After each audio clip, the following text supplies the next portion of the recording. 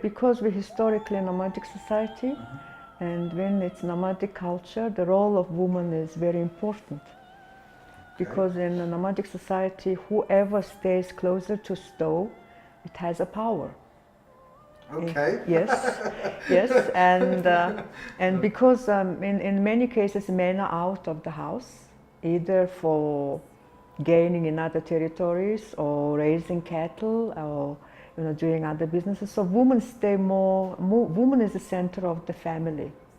So women's role in the family historically and culturally, I think, very important, very powerful.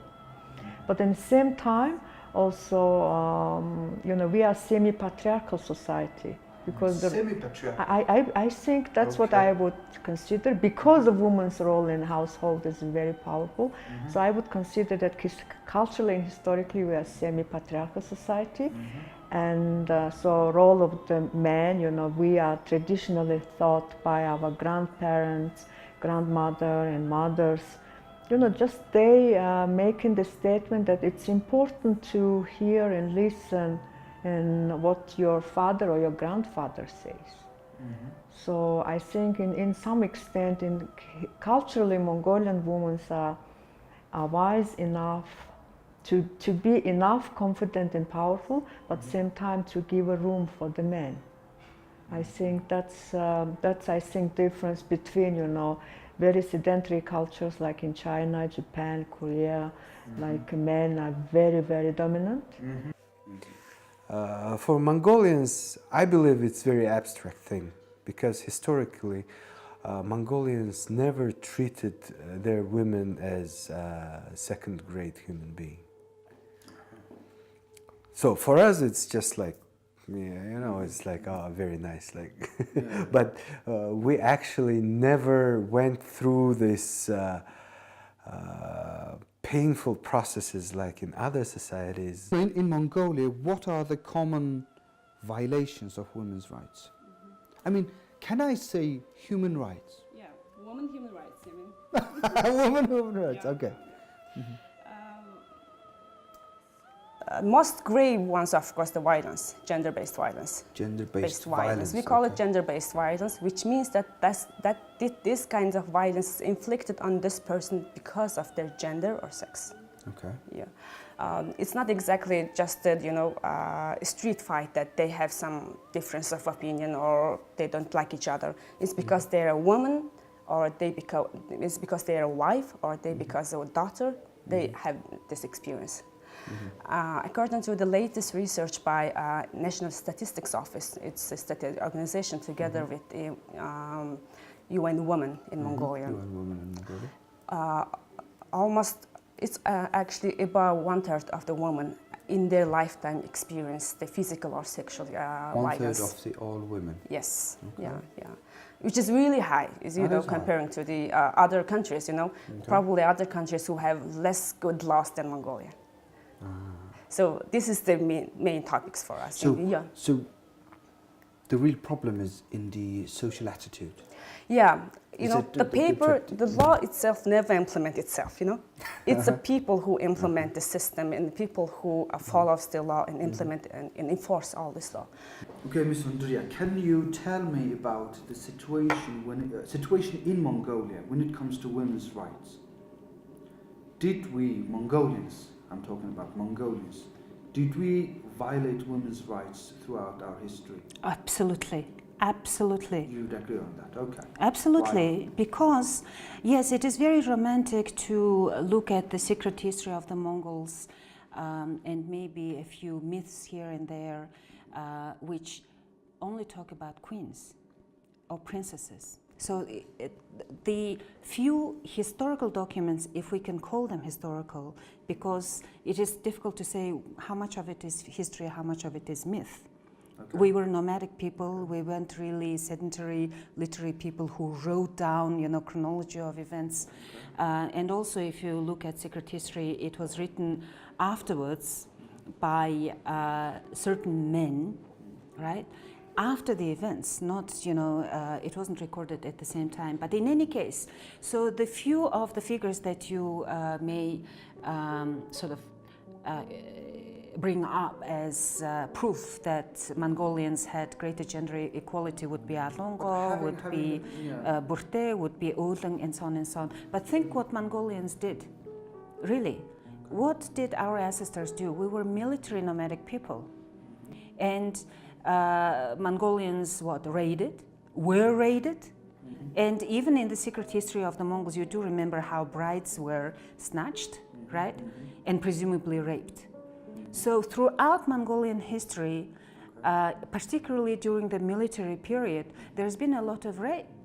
There's been a lot of bride stealing, and there's been a lot of exploitation of women's labor. So let us not romanticize Mongolian history. At the same time, I do agree with historians and with certain cultural critics who will say that women in Mongolia, but again, remember, there is no one woman, there is no one group of women, but generally speaking, women in Mongolia did have, I do agree, a higher degree of freedom than in most sedentary cultures, rice growing, cultures. So that, yes, but just because comparatively speaking, in the nomadic tribes, women did have greater freedom, doesn't mean there were no women's abuses of women. In Buddhist art, women are often represented as a wisdom aspect. Wisdom aspect. And there is a male and female Buddhas embracing each other, like when you go to the Zanbazaar Museum. So, woman represents the wisdom side aspect, and male deity, male Buddha, represents the compassion side. Wow. Yeah. Really controversial. It's vice versa. Oh no! Then there is a lot of legends, like the women's. When there is a debate, the woman is defeated the monks by her wisdom, in the Buddhist teaching. So, which means women are wise. But by saying that, it doesn't mean women are wiser than men. Men are inferior in the intellectual level, which means they are equal. Physically could be a difference, there's maybe, but they're intellectually same. So that's why we say women can be enlightened. So there's lots of the Buddha, or we could say the enlightened one. So when we talk about the enlightened one in Buddhist tradition, one must have the supermind, which means the analytical and critical mind. And see the things as they are, reality, the wisdom side. And the super heart, which means you have to compassion towards your fellow beings. So when you develop these two aspects, wisdom and compassion aspects, so you will become the enlightened one. You become a superman. So there is a lot of superwomen in Buddhist tradition, and they are represented as a superwoman in the Buddhist art. For example, there is we all know very well about the Green Tara. Green Tara? Yeah, yes. Green Tara is a female deity. Yes. Yes, it's female, and she is enlightened one. Yeah, and White Tara. Yes, again, an enlightened one, a woman. And Shri Devi is protector deity, Shri Devi, but in wrathful form. We cannot distinguish it like a black and white. This is man, this is woman, woman is this, man is this. This kind of stereotype is not taught in Buddhist teaching. So. Эцэг эхүүд хүртэл ингэдэж штэ. Манайх одоо хүүдээ өмчөө өгнө. Миний голомт залгах нь энэ тийм нэг уламжлалаа нэг яатсан Тий. тийм бас байна тий. Тий, энэ нөгөө уламжлалын. Гэтэл одоо ингээд Хүүн байраа авч үлдэн тий. ч юм уу нэг Тий. тийм байдаг шүү. Би бол зүгээр гэж боддог байхгүй. Одоо юу гэдгийг өв залгамжлагч биш гал голомт одоо сахиж үлд миний одоо удам залгана гэдэг. Охин нь ягаад удам залгахгүй байгаа юм? Ер нь бол тийм биз дээ. Адилхан л нэг эцэг ихээс төрсэн ижилхэнд цус гүйжийн энэ дундуур те зүгээр л хүүсийн ялгаа байгаа болохоос биш те тэр ингээд нэг үзэл нь өөрөө яг нэг гендер байгаа байхгүй те. Танай байгууллага дээр янз янзын үйл ажиллагаа эрхэлж байгаа. Тэгэхээр ерөнхийдөө хоёул зөв ерөнхийднээр Монгол улсад эмэгтэйчүүдийн эрх зөрчигдөж байгаа ямар одоо кейсүүд дээр эмэгтэйчүүдийн эрх зөрчигдөд байдаг юм. Одоо надад би зүгээр нэг иргэний хувьд ингээд бодохоор гэр бүлийн хүч хэрхэлдэг гэдэг чинь энийг их сонсогдоод байдаг. Тэрнээс биш яг өөр хүмүүсийн мэддгүү янз бүр ямар талбарууд дээр эмэгтэйчүүд эрх зөрчигдөөд эмэгтэйчүүд дорд үзэгдээд байгаа асуудал. Тийм. Эмэгтэй хүний асуудал өөрөө нийгмийн асуудал болчдөг. Эмэгтэй хүнийг ярихаар нөхрийн ярьдаг, хүүхдийн ярьдаг те ядуурлал одоо ажилгүйдэл, орлогогүй байдал ч гэдэг юм уу бүх асуудал ингээд хамаатай болоо явцдаг. Гэхдээ Монголд бол мэдээж одоо эмэгтэйчүүд эдэлж байгаа олон сайн ирэх байгаа ч гэсэн айгүй олон бас газар зөрчлүүд байдаг. Тэр нь бол одоо албан тушаал гэдэг одоо гендерийн асуудал ярьдаг. Одоо юу гэдгийг удирдах төвшөнд те үйл ажиллагаа явуулж байгаа эмэгтэйчүүд бол цөөн байна гэдэг. Яг нийгмийн суур доод хэсэг давхрагч гэх юм уу те дундаж давхрахад бол эмэгтэйчүүд бол ачааг өөрчилж явж байна. Гэтэл яг удирдах шийдвэр гаргах төвшөнд эмэгтэйчүүд оролцоо маш бага байгаа. Гэр бүл салтаас үүссэн одоо маргаанаас гарсан зөрчлүүд аягүй ярьдаг. Нөгөө нэг хүчирхийлэлтэй холбоотой асуудал. Ирэх гэхээр яг зөрөөд нөгөө талдаа хүчирхийллийн асуудал ярьж байдаг.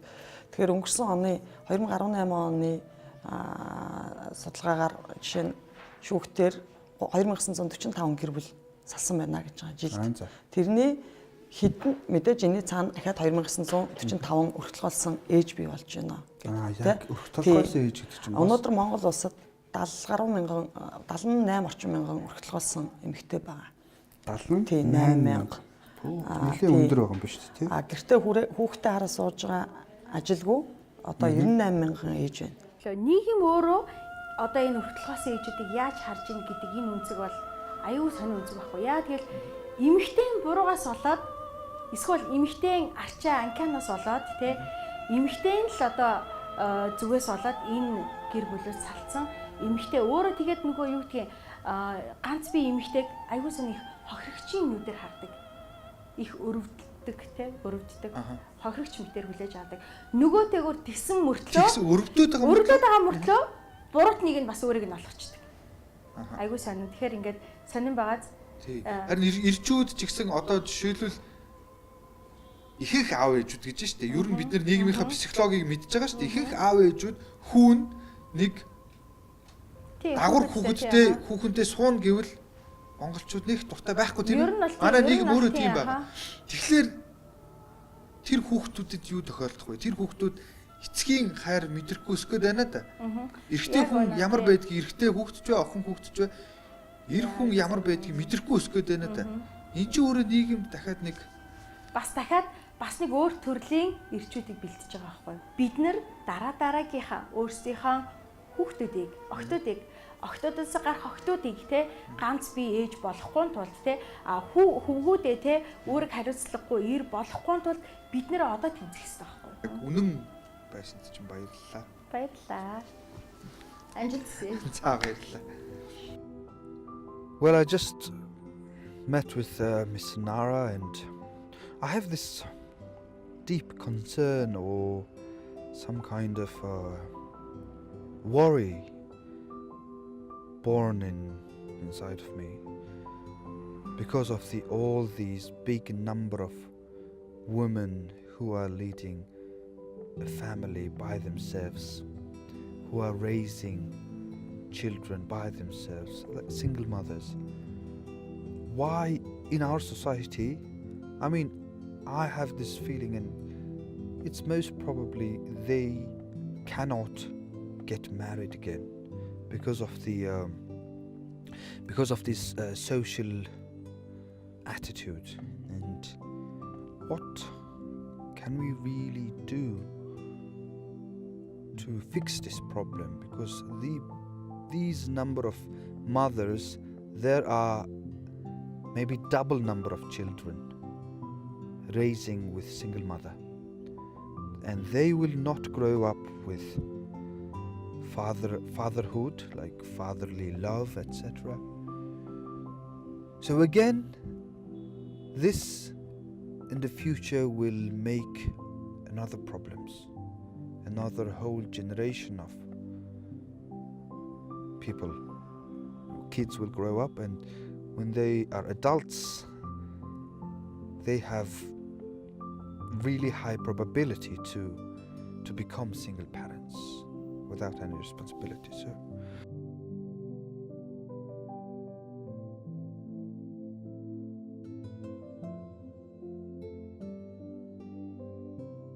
I still believe that a fierce fight between genders is not a really good idea. Genders need middle ground to work together to build a better society. And then why feminism? What looks to me like the hard form of the fight?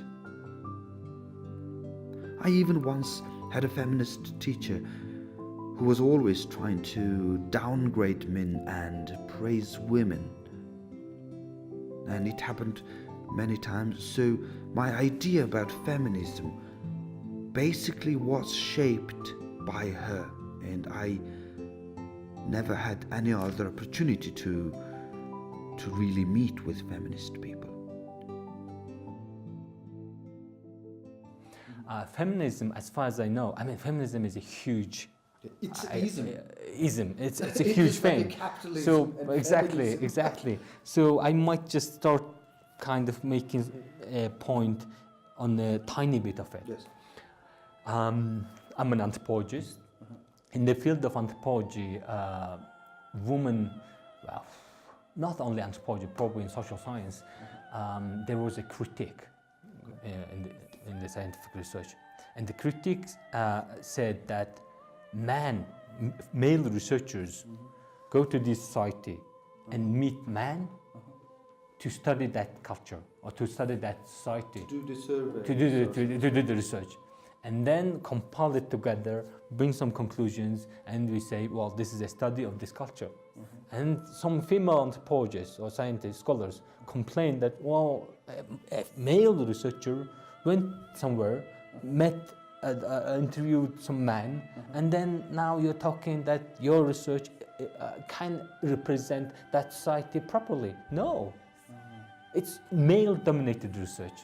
Yes. That's why, and then they said that where is woman's voice in this research? No research, nor the researcher, neither the informant, those who's been researched were female. So not to balance, I mean, complaints, let's say, or critique against this encouraged female researchers to look at the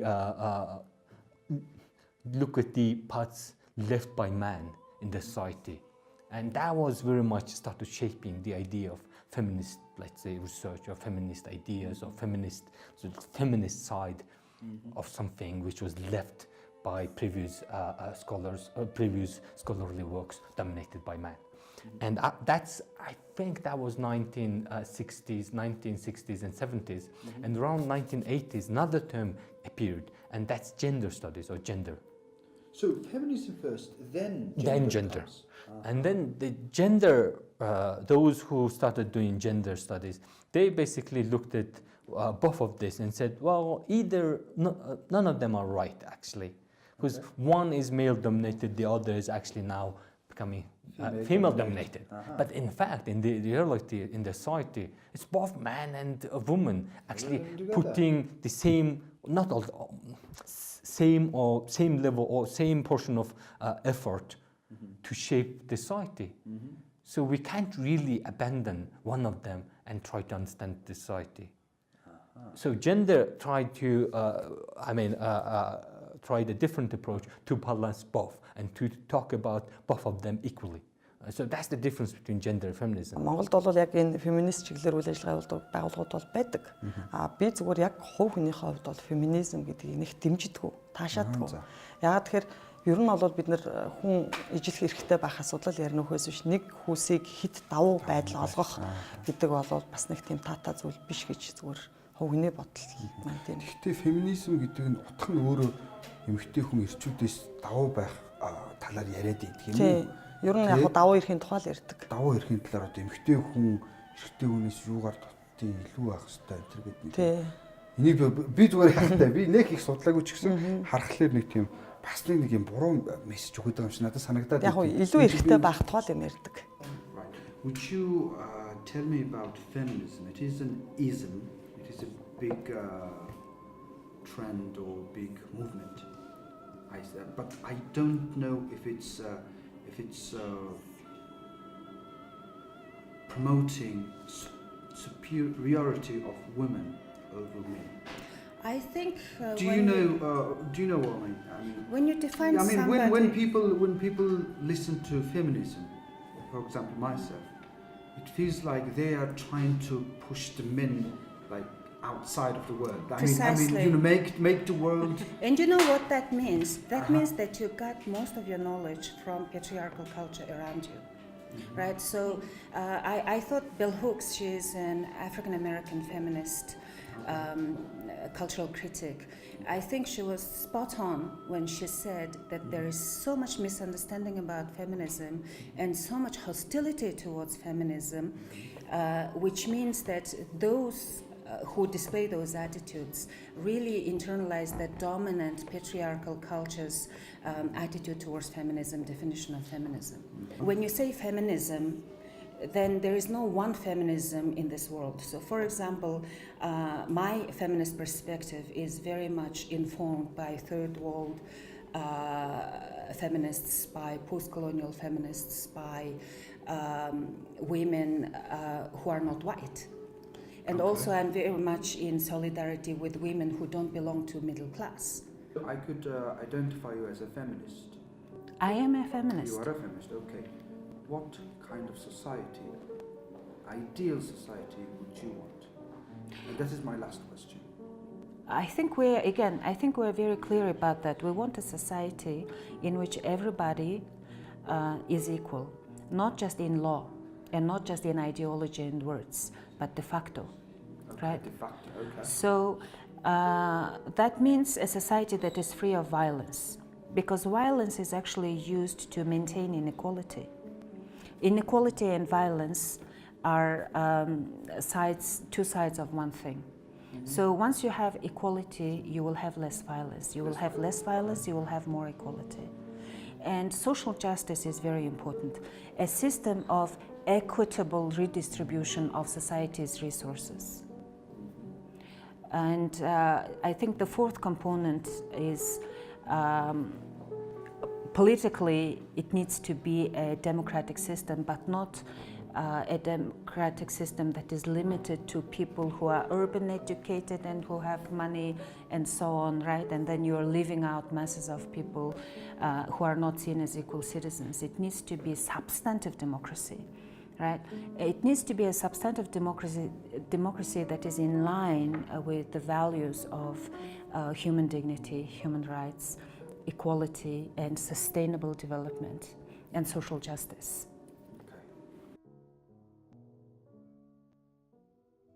During my journey looking for answers to my questions, I had this sense that Mongolia had a relatively good environment for gender equality during socialist times.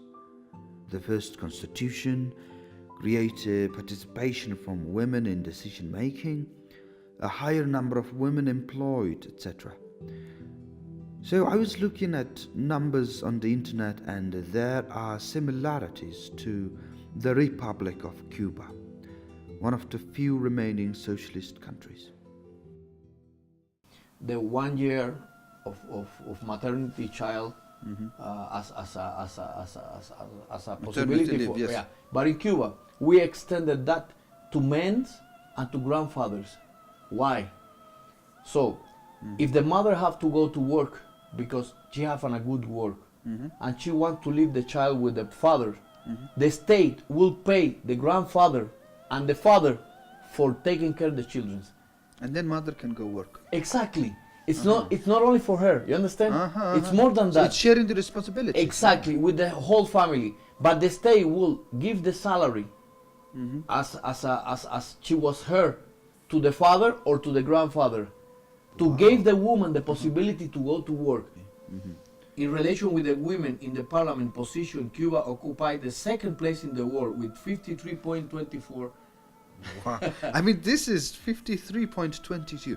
Okay, I have this question. That we have, no, it's not like, I mean, here in Mongolia, for example, you have 76 member of the parliament, okay? In Cuba, we have 605. So 300 women are sitting in our parliament. Wow. So not only men. That is like a great example. Okay, my question now. My question. When these many women are participating in society's role and sharing the responsibilities, are the men offended?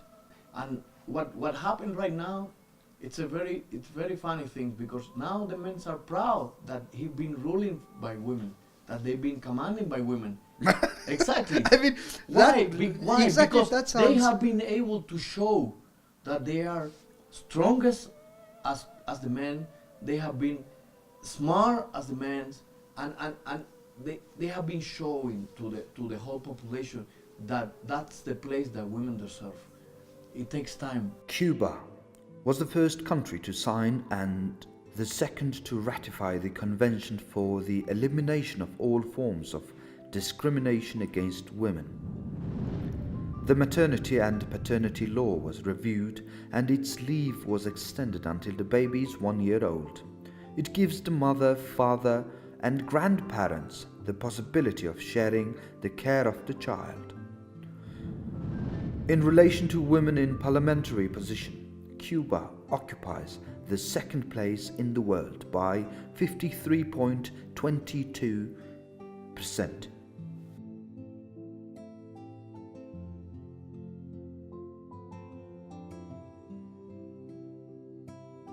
My last question. How popular is the word feminism in Cuba? We're talking more about about how to help women than the feminine things, because the people in Cuba understand, respect the women. That's what we are trying to teach the kids, not to emphasize the right of the women, but emphasize the right, your obligation as a man to taking care of the women, but taking care with respect, which is different of taking care of her as she wasn't a thing.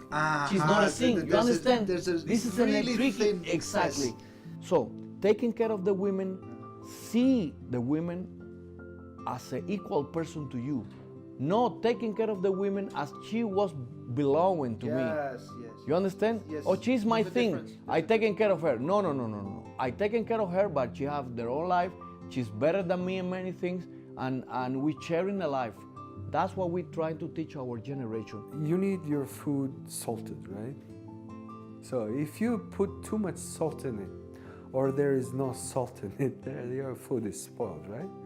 So it's the same about the feminism or patriotism or whatever. Like, if you do it too much, it becomes exaggerated and it doesn't make any sense. Same about the feminism. If you feel like you are oppressed, yes, you have the right to raise your voice. But nobody is oppressing you and then you start like screaming about your rights. It doesn't sound right. Yeah.